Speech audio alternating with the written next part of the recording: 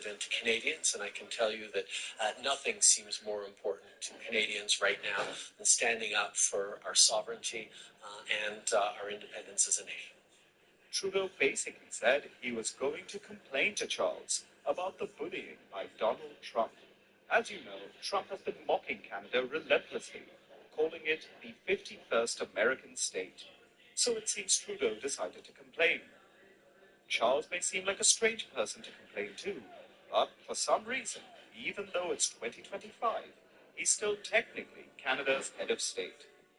Though what he's going to do about the bullying is anyone's guess. We don't have the details of Trudeau's talks with Charles. They haven't been released, but it's safe to assume that the British monarch doesn't actually have the power to change anything. At most, he might bring it up diplomatically in the future, when he hosts Trump for an unprecedented second state visit. The deal extended last Thursday, when British Prime Minister Keir Starmer met Trump at the White House. It's an invitation for a second state. This is really exciting. I think that just symbolises the strength of the relationship between us. So this is a very special letter. I think the last stage is tremendous success. So he's actually achieved to make this even better than that. So this is historic, unprecedented something. This really is that was Starmer flattering Trump with the unprecedented second state visit. Starmer was using Charles and British public pageantry to impress Trump, to get into his good books. It's probably the only acceptable thing in this day and age. But there's always the danger that the old mascots might get too excited and start thinking their ceremonial role is something bigger. Britain would do well to remind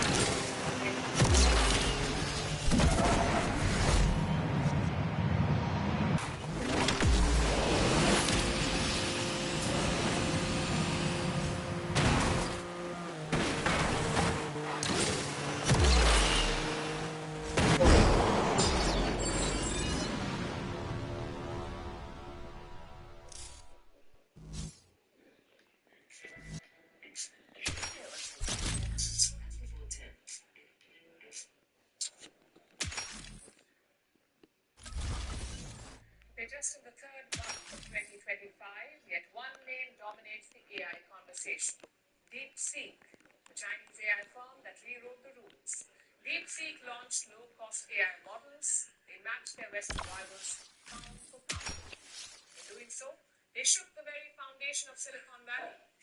For years, cutting-edge AI meant one thing: it was built in America. But DeepSeek just flipped the script. And the ripples, they're being felt all the way to the top, especially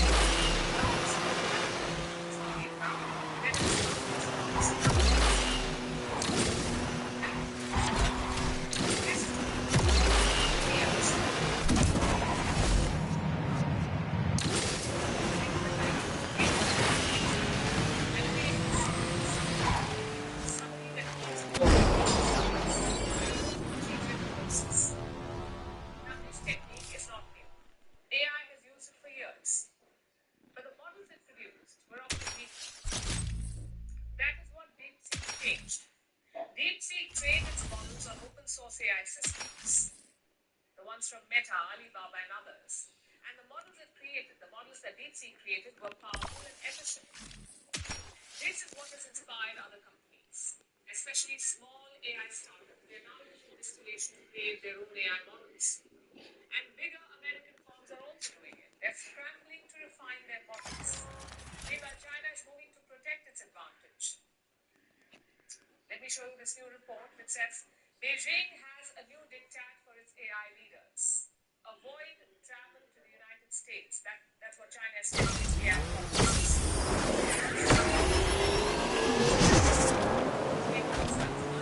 These leaders may receive information they may share their secrets for success. And second reason, Beijing fears that the US may be creating an artificial intelligence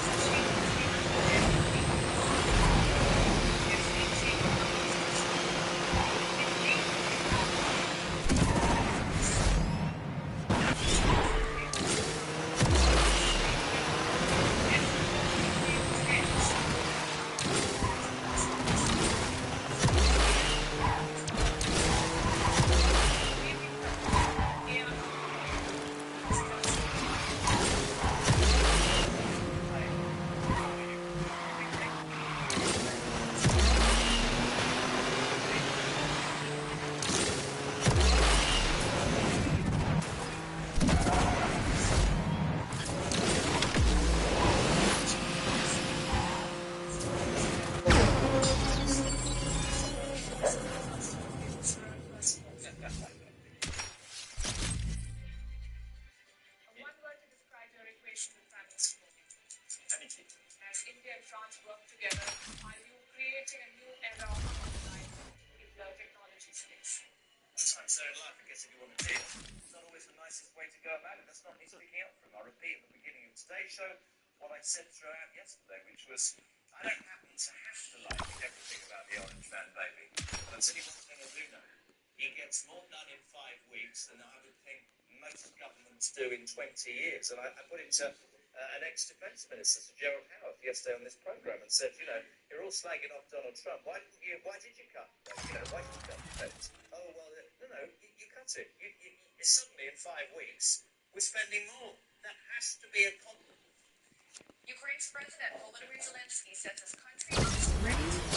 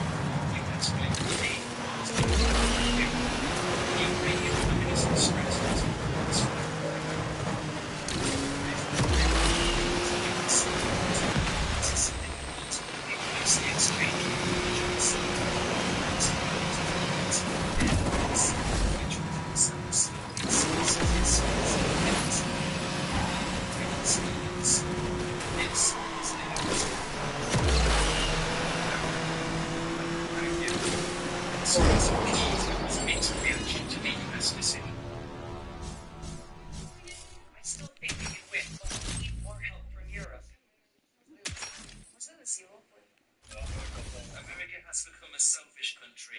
They're dropping Ukraine and they're dropping Europe. We need to get closer to Europe.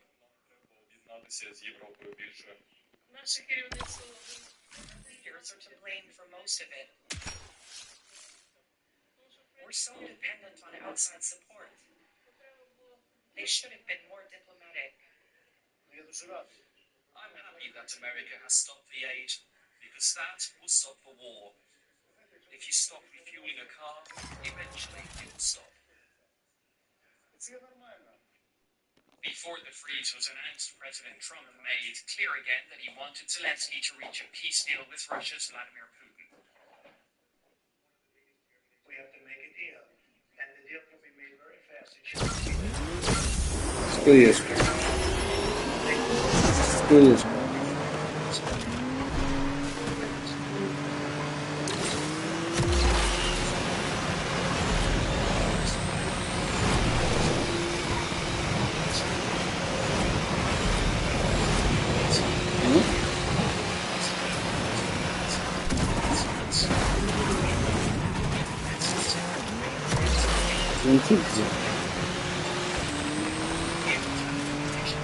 Все равно риск тоже надо поставить.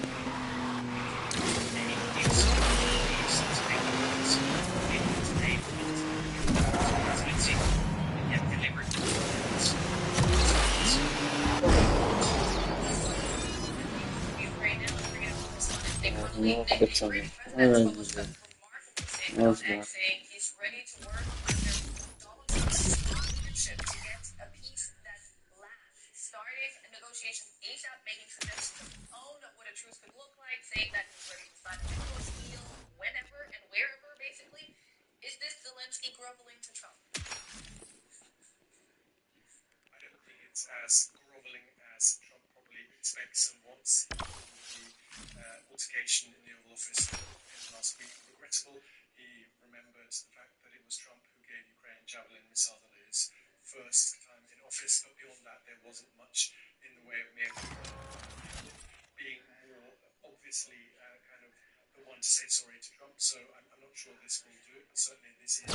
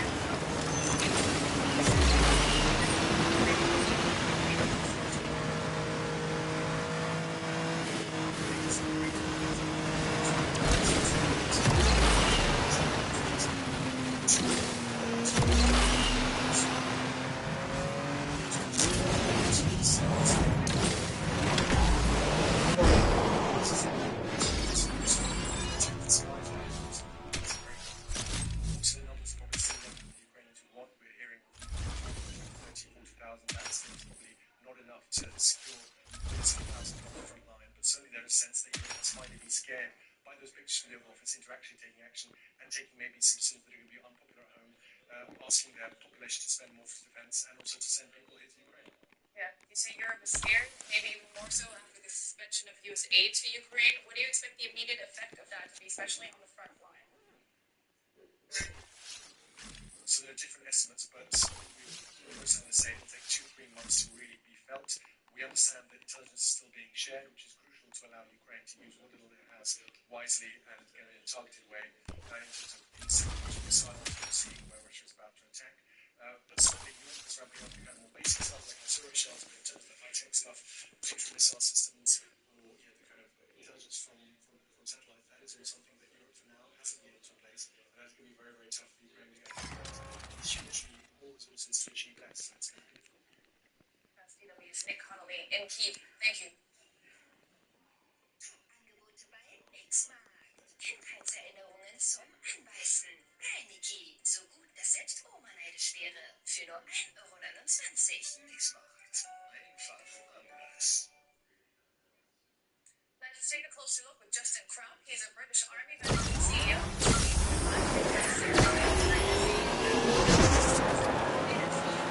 And now saying he's ready to work on these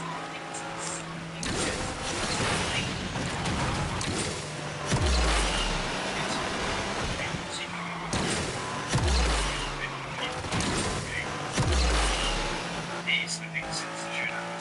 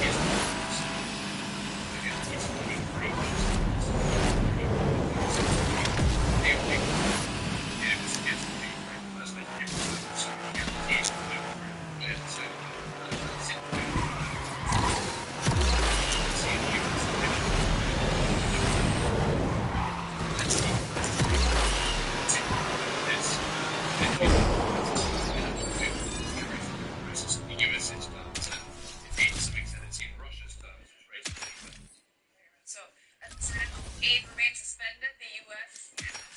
Ukraine's, or had been, one has to say now, Ukraine's most important military member in these past 3 years. How long could Ukraine hold out without U.S. military aid? I mean, Ukraine holds stockpiles. I mean, they're not taking something from the border, putting it straight to the front lines and using it. And Ukraine's had aid stopped before for US political reasons, domestic reasons, and allocation. And it's been able to carry on fighting. Of course, if you don't know where your ammunition is going in 3 or 4 months' time, you can't carry on using it at the same rate. You have to be more careful. And you've got to put a lot of effort into thinking about alternatives and how you ramp up your own production, which Ukraine has been doing.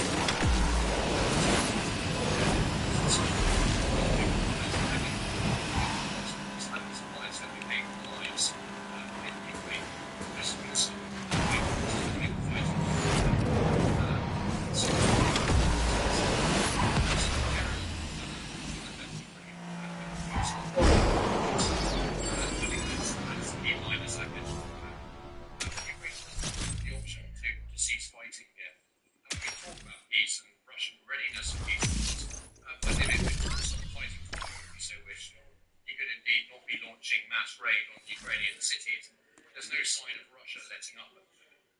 Which I think, again, gives Ukraine no choice except to do everything it can with what it has and what they can get.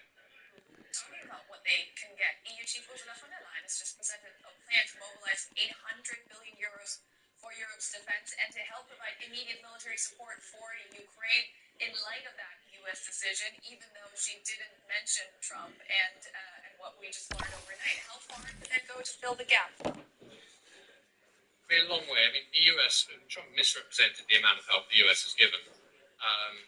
it's a very substantial amount of aid. They are, of course, the single largest donor, but Europe has committed a lot as well to Ukraine's defence. Germany, notably, and obviously UK, France, and others have all put forward quite large amounts and can do more. I mean, Europe does have the resources, if it makes difficult political decisions, to shift spending away from other areas towards defence and security. And I think there is now a feeling in Europe that there is no alternative to that. And so it's not surprising that more is being done. Again, some of those really critical US capabilities are very hard to replace, but in terms of providing, for example, ammunition for artillery, providing support for drone operations and other things that Ukraine is improving at, low-level air defences, particularly countering drones. Again, ballistic missiles are much more complicated to counter against, even for Europe at the moment. All of those areas, Europe can do more. And of course, the question becomes, is it cheaper to support Ukraine and defeat the Russians now, stop Russian aspirations in Ukraine, or wait and have the Russians closer to Europe's borders and potentially be facing a more difficult position in a few years' time? I think the equation becomes we need to stop Russia in Ukraine. That's been the strategy throughout, and Europe therefore really needs to put its effort into that rather than rearming the rest of Europe first and leaving Ukraine at this stage. So it's good to see resources mobilising towards keeping Ukraine in the fight. And again, that all helps Ukraine's chances of getting a just and lasting peace. I think with what was being offered by the US at the start, Ukraine had no guarantees. Russia's being offered a lot of concessions to stop fighting. It did not look very balanced. Europe has the ability here to try and shift that situation more. Very delicate situation for the US. We want to keep involved, but try and shift that towards a better peace for Ukraine in any subsequent negotiations. So any and all aid now will help show that Ukraine remains in the fight and stop Russia from taking advantage of the situation. A good friend of the program. Thank you so much. Always great having you on.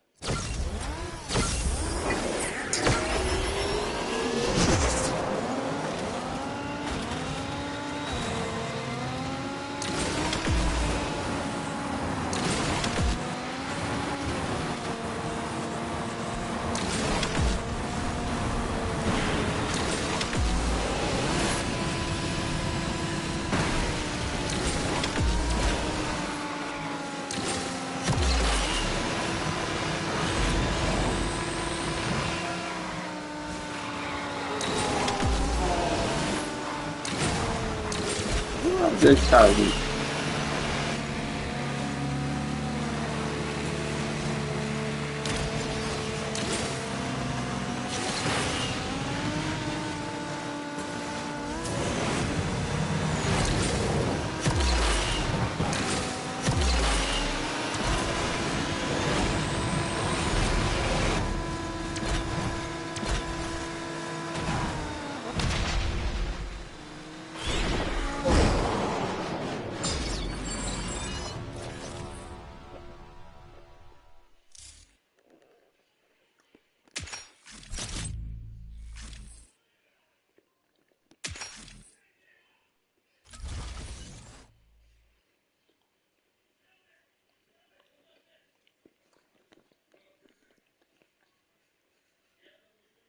Eu ponho isso.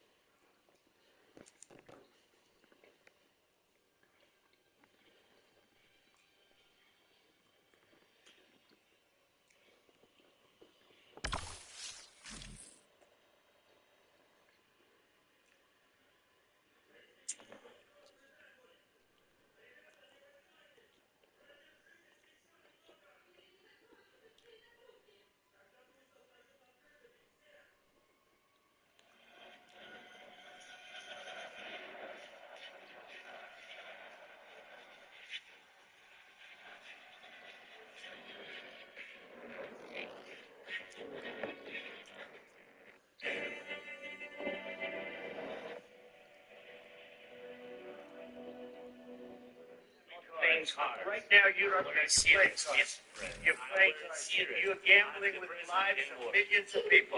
You're gambling with World War III. You're gambling with World War III.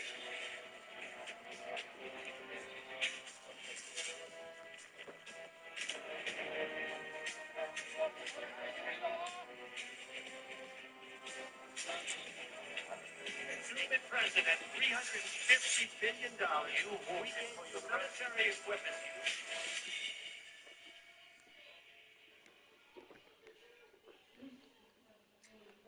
Have you seen a car crash live? People think it's all fast and loud, but in reality, there is a lull before the bang. Things appear to move in slow motion. And we saw that on Friday at the White House, when President Donald Trump clashed with Volodymyr Zelensky. If you're on the internet, you know what happened. And we will dissect it and discuss who's at fault. But first, let's tell you about what followed. After the clash at the White House, Zelensky flew to London. He met UK Prime Minister Keir Starmer there. He also attended a European summit on Ukraine. And there, Zelensky made a U-turn. He now says he's ready to return to the White House. Let me repeat that. Zelensky wants to go back to the White House. He wants to sign the minerals deal, the same one that he walked out of. Listen to this. If we agree that the minerals deal with U.S. will be signed, from our side we are ready to sign. If the President of the United States of America will invite me for a constructive dialogue, for solving real problems, for serious questions and real resolute actions and answers, I will be there, out of respect for America, American people, the President, and the two parties. Zelensky wants a redo. Unfortunately, this is not GTA Vice City. You don't get multiple shots at the same mission. And Zelensky's mission was quite clear. This is what he had to do. Sign the minerals deal, smile for the cameras, praise Donald Trump in public, make his case in private, and then fly to London. This was his task. But as you may have seen, that's not what happened. The meeting descended into chaos. Take a look. We signed the exchange of prisoners, but he didn't do it. What kind of diplomacy, JD, you are speaking about? What do you mean? I'm talking about the kind of diplomacy that's going to end the destruction of your country. Yeah, but if Mr. President, with respect, I think it's disrespectful for you to come to the Oval Office and try to litigate this in front of the American media. Right now, you guys are going around and forcing conscripts to the front lines because you have manpower problems. You should be thanking the president for trying to bring it into this conflict. A lot of questions. Let's start from the beginning. Sure. First of all, during the war, everybody has problems. Even you, but you have a nice ocean and don't feel now, but you will feel it in the future. God bless. You don't know that. God bless. God bless. You will not have a war. Don't tell us what we're going to feel. We're trying to solve a problem. Don't tell us what we're going to feel. I'm not telling you. Because you're in no position to dictate that. That's exactly what you're doing. You're in no position to dictate what we're going to feel. We're going to feel very good. We're going to feel very good and very strong. You will feel influence. So right now, not in a very good position. You've allowed yourself to be in a very bad position, and it happens to be right about From the very beginning of the war. You're not in a good position. You don't have the cards right now. With us, you start having cards. Right now, you don't have playing cards. You're playing. You're gambling with the lives of millions of people. You're gambling with World War III. You're gambling with World War III. And what you're doing is very disrespectful to the country, this country. That's back to you. Far more than a lot of people said they should have. Have you said thank you once? This entire meeting? No, in this entire meeting, you said thank you. You went to Pennsylvania and campaigned for the opposition in October. Offer some words of appreciation for the United States of America and the president who's trying to save your country. To the country, this country. That's back to you. Far more than a lot of people said they should have. Have you said thank you once? This entire meeting? No, in this entire meeting, you said thank you. You went to Pennsylvania and campaigned for the opposition in October. Offer some words of appreciation for the United States of America and the president who's trying to save your country. Please, you think that if you will speak very loudly about the war, He's not speaking loudly. He's not speaking loudly. Your country's in big trouble. Can I answer? No, you've done a lot of talking. Your country is in big trouble. After every fight comes the obvious question, who started it? In this case, the opinion is divided. Trump's critics say that the president's team was combative. In fact, a pro-Trump reporter was in the room with the leaders. Listen to what he asked Zelensky. Why don't you wear a suit? Why don't you wear a suit? You're the highest level in this country's office, and you refuse to wear a suit. Just want to see if you own a suit? Yeah, problems. A lot of Americans have problems with you not Really? respecting. I don't have such. I will wear a costume after this war will finish. Okay. Yes, maybe. Well, Maybe something like yours. Yes. Maybe something better. I don't know. We will see. Maybe something cheaper than. Yeah. Thank you. Well, criticizing a leader is one thing, but questioning his choice of clothes, that's a low blow. And what is this obsession with a suit? The Gulf monarchs do not wear a suit. Many South Asian leaders do not wear a suit. Does that disqualify them from meeting the US president? It's not the clothes that matter, it's your actions and words. So it wasn't a very friendly setting to start with. And Zelensky did not help his case. He made a bad situation worse. He let his emotions get the better of him. He put his ego above the interests of his country. Just think about it. Ukraine is just a small part of Donald Trump's agenda. If he cannot strike this deal, fine. America won't be turned upside down. But it's not the same for Ukraine. Zelensky needed Trump to keep fighting Russia. Just look at the numbers. American military aid to Ukraine is $65 billion. $65 billion. European aid is $51 billion. That's $51 billion by more than 27 European countries. So if Donald Trump leaves, it's game over for Ukraine. Europe alone cannot arm or protect Ukraine. The fact is the Europeans themselves depend on the US for security. So how can they protect someone else? Donald Trump knows this. His arrogance and his aggression came from that knowledge. Zelensky should have known it too. And he should have handled it better. After all, he is the party in need, not Trump, not Europe. It is Ukraine that needs support. And Zelensky's words and actions show a certain lack of experience. He became president in 2019. He spent 3 years of his tenure fighting a war. Wherever he went, he was cheered. The US media compared him to Winston Churchill. But after Trump's win, the sentiment changed. The US president called him der neuen KI kommst du Steuern. Kannst du jetzt jede Steuerfrage stellen? Kann ich Handwerker über das Steuergeld machen? Klar. Wieso Steuern und KI? Weißt du wie? Und die Steuererklärung erklärt sich von selbst. Wieso Steuern? A dictator. The US media questioned his wardrobe and US politicians asked him to resign. A seasoned leader might have weathered the storm, but Volodymyr Zelensky could not. He gave in to his ego and impulses, and we've seen other world leaders do better, handle such situations better. UK Prime Minister Keir Starmer was in the White House before Zelensky. J.D. Vance attacked him too. But Starmer did not fight back. He just gave a casual clarification with a smile. Same with French President Emmanuel Macron. He visited the White House before Starmer, and he fact-checked the US President.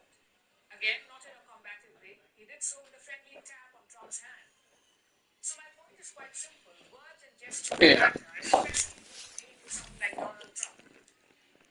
Zelensky blew it up. And now he wants another invite. After leaving the White House, he landed in London. European leaders had gathered there, hosted by British Prime Minister Keir Starmer. And Starmer pitched a 4-point plan. Number 1, keep arms Ukraine, keep sanctioning Russia. Number 2, ensure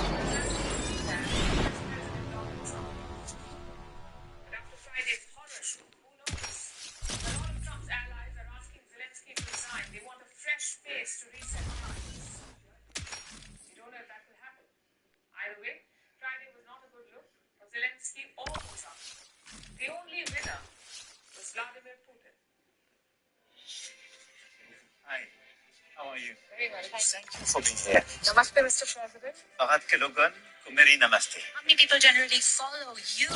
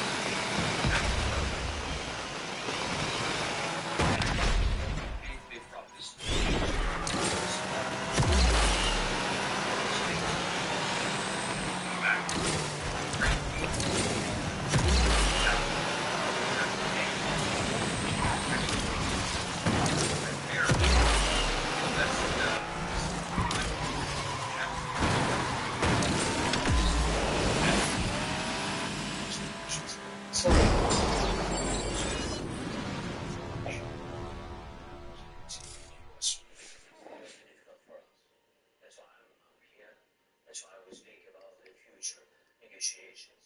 It will be difficult without your support, but we can't lose our values, our people, we can't lose our freedom. So a lot of people, Russians came to our territory, the Russians came to our houses, and everybody everybody saw it, video, images, a lot of things. They killed so many people, just to forget, just to say that Putin is a great guy. No, without us. See, here you see, you have President Zelensky just saying, well, what, you just want us to forget our country was invaded? That this guy came in and killed all of our people and blew up our cities? In the form of a rhetorical statement, and of course his obvious answer is no, we're not going to do that. But the question put to him was, can you keep fighting without U.S. support? He basically sidestepped the question and just kind of said, you can't stop, so he said. We just have to keep fighting. The Washington Post echoed that this morning. Yes, they can continue fighting, but the future is uncertain. No, folks, it's not uncertain. And no, they cannot keep fighting without the United States. Zelensky seems to be the only one who doesn't understand that. I think Russian President Vladimir Putin understands it. And I know that Keir Starmer and Emmanuel Macron from France, they understand it because they have said so. They have said, we can provide a lot of help, we can provide some peacekeeping troops, if we can find a negotiated settlement. But even these so-called security guarantees have to have an American backstop. They have to have U.S. continued support. And you now have the President of the United States very clearly signaling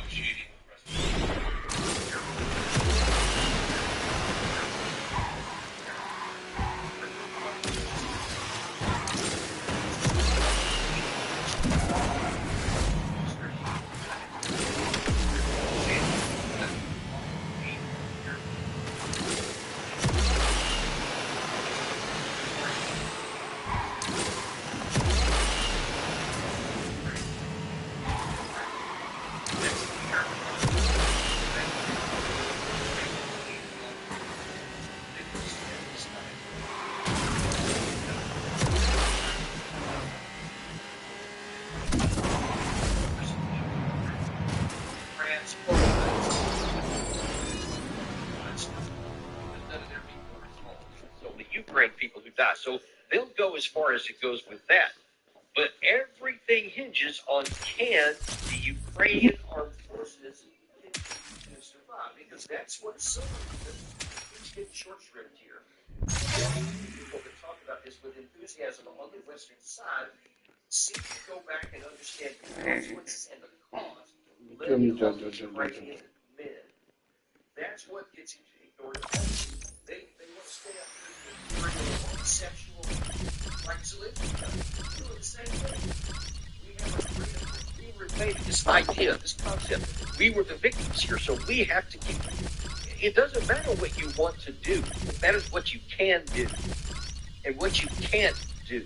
And what you can't do is just pretend like your men don't matter or that they're robots without psychology, without heart, without emotions, without fears, without all those things, and as though that they aren't subject to the vagaries of war.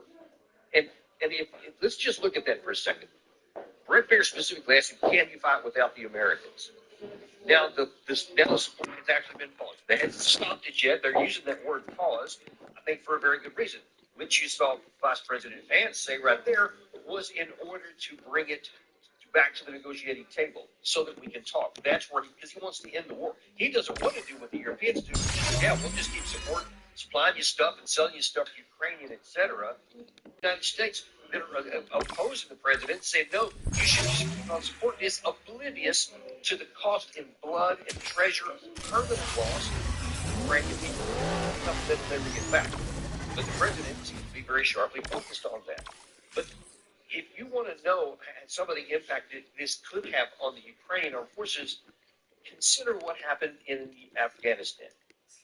Now, that war had been going on for 20 years, and if the president, whoever it is, whoever was in office, and they just had continued the same thing before, we would still be there right now. It would be on a low burn, something we could handle. That's some number of troops, and we just keep on this, whatever, $4 to $5 billion per year, and just kind of kept it on low on the stove on the back burner, and it could have just continued on. It would still be going on to this day. But it wouldn't have been accomplishing anything, and the Afghan people would still be dying. Well, when that finally came to an end, and all the fiction of the previous years that they were, the Afghan National Security Forces were improving, they were taking the lead, they were having the confidence of their people and all this stuff, which was never true. It was never true. So when finally we said, okay, now it actually is over. We had the 2020 Doha Accords that President Trump signed, and then it was executed late by the Biden administration in 2021. That set the stage for the disillusionment. Once the the Afghanistan armed forces recognized that all of this backstop that they had and this U.S. over their shoulders and the psychological support that they had from the U.S., once that left, they didn't just keep fighting on. They started making deals with the Taliban, and then they just surrendered, and then they just gave up. And if you think the Ukrainian armed forces are not subject to that same psychological pressure, then you don't know anything about the pressures of war. Just imagine, you've been fighting this war since 2014 with American backing in one form or another, in 2022 with the express support in large scale, and now all of a sudden it's coming to an end.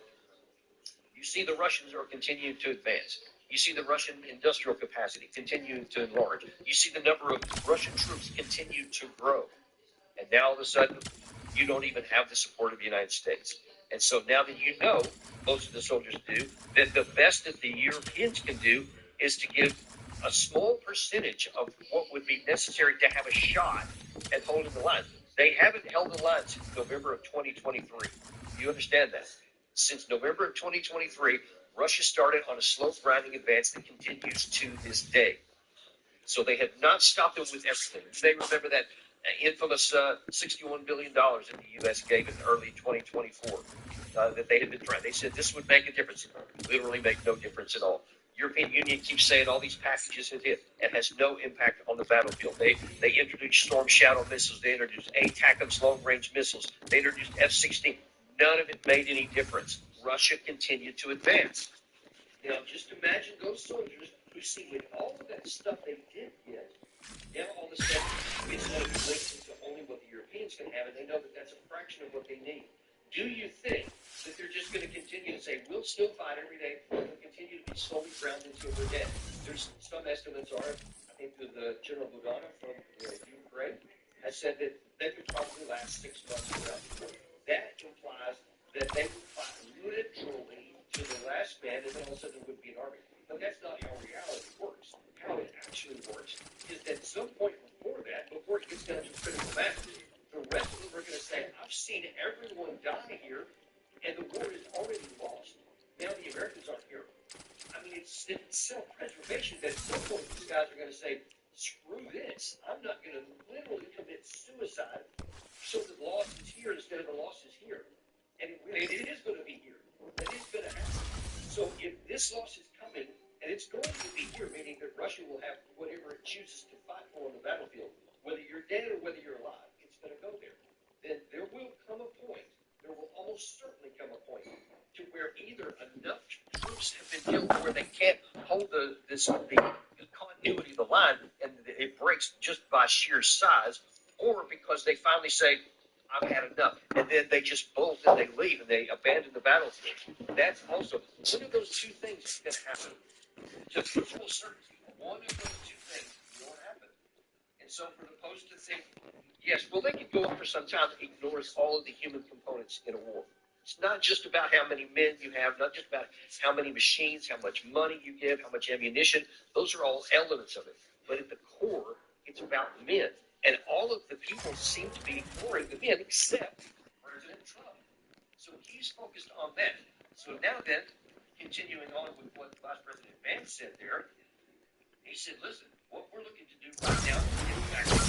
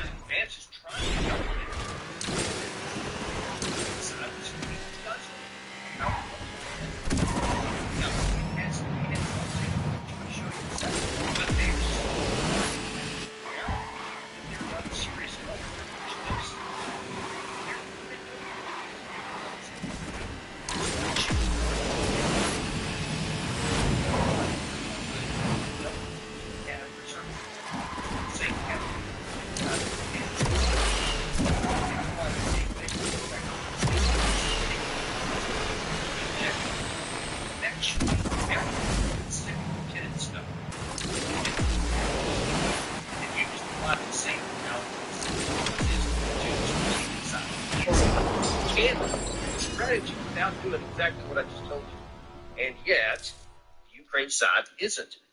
Or he's just detached from reality, which we'll get to in a second.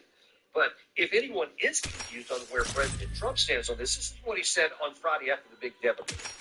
I'm looking for peace. We're not looking to go into a 10-year war and play games. We want peace. And it was just my impression that if we do that, if we sign up, he's looking for something that I'm not looking for. He's looking to go on and fight. We're looking to end in death. So if Trump is emphatically telling anyone who will listen, and apparently that's behind the scenes just as much as it is in front of the camera, he doesn't want to fight a war. He recognizes the war can't be won. So he doesn't want any more Ukraine people to die for nothing. So he's telling Zelensky, he's telling Putin, he's telling Keir Starmer, he's telling Macron, he's telling everybody, all the American people, we're not going to support something that can't succeed. And then after he made that statement, you might think, okay, after the disaster, the humiliation, and the public spectacle that was Friday afternoon in the Oval Office, and then Trump's emphatic comments there, that maybe Zelensky would start to moderate his talk a little bit. But instead, last night he says, actually, you know what? We're going to fight for a long time. Trump just tells you, I'm not interested in a long fight. And in response, he says, no, we're going to fight for a long, long time. To which President Trump last night said, President Zelensky supposedly made a statement today in AP. I'm not a big fan of AP, so maybe it was an incorrect statement, but he said he thinks the war's going to go on for a long time. And he better not be right about that. That's all I'm saying. Gary, I forgot to ask you this, but Trump issued a Truth Social last night. If you can find that and throw it up there, because that's he referenced that statement there, and Trump made some pretty strong statements that he's not going to support that. And he said if that's actually what happened, they may find out they're just on their own. And of course, it wasn't long after that the Washington Post and I think Business Insider and Bloomberg maybe was reporting that the supplies had been stopped. So all the stuff that had already been in the pipeline was apparently paused. So even that part's not going to be going forward. I think what President Trump is trying to do is to show him, Joe Zelensky, that, hey, by the way, if you think you can keep fighting without our stuff, and even what you thought was good isn't. Yeah, this is what he said. Thanks, Gary. He said this is the worst statement that could have been made by Zelensky, and America will not put up with it much longer. It is what I was saying. This guy doesn't want there to be peace as long as he has America's backing. Europe, in the meeting they had with Zelensky, stated flat.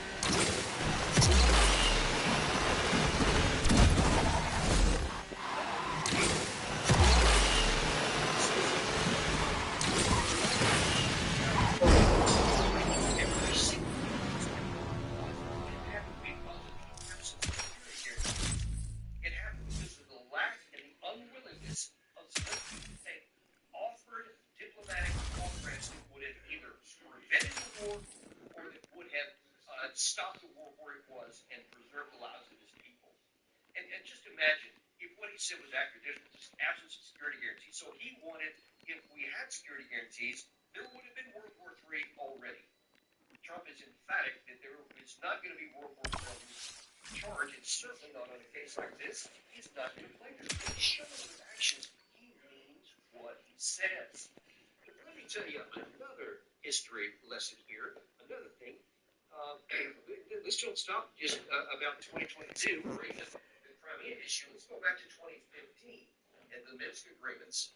Had Zelensky, his predecessor, simply adopted and applied the Minsk agreement that they agreed to, which was a constitution to give limited autonomy and protection to the Russian population in the east of the country, the Civil War would have ended.